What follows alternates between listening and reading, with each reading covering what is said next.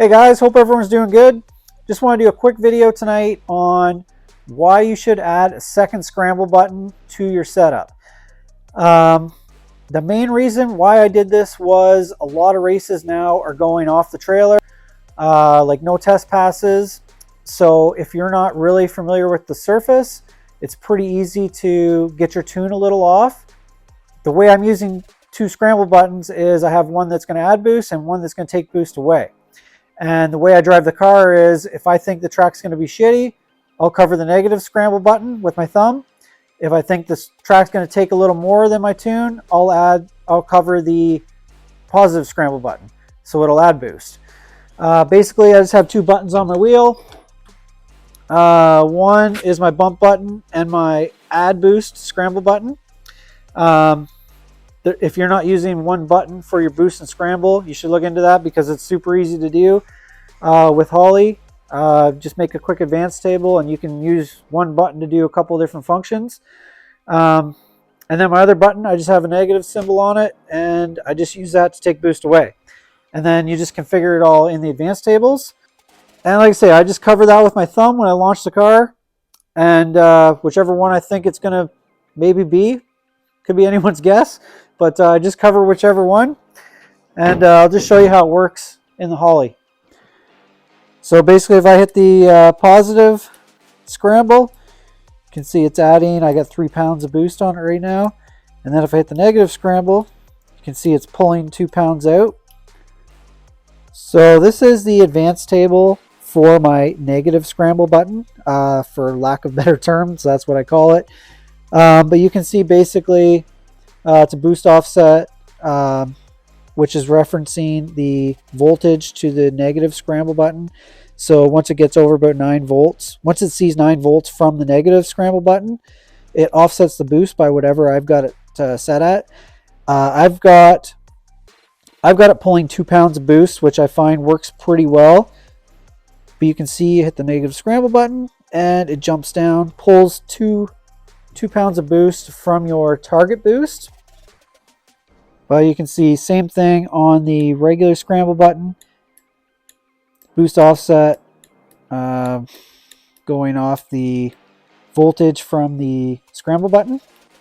So this is basically a comparison of two data logs from the same track, but different days.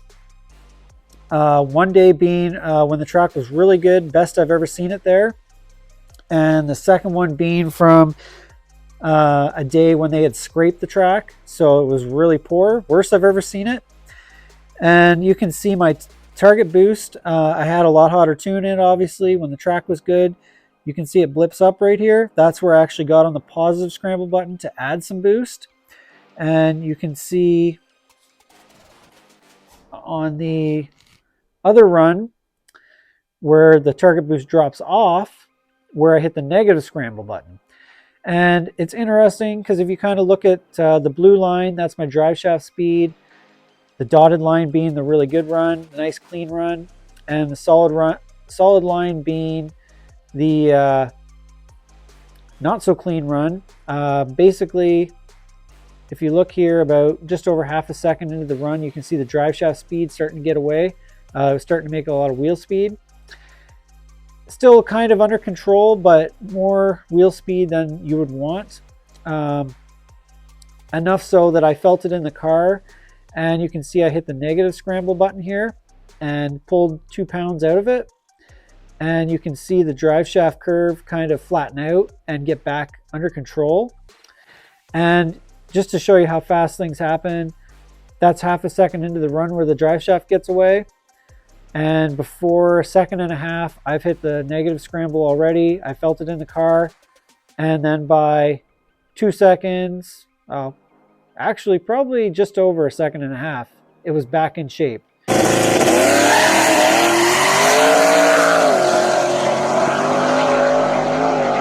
So you can see how fast it reacted there, and just shows you how useful it is to have that.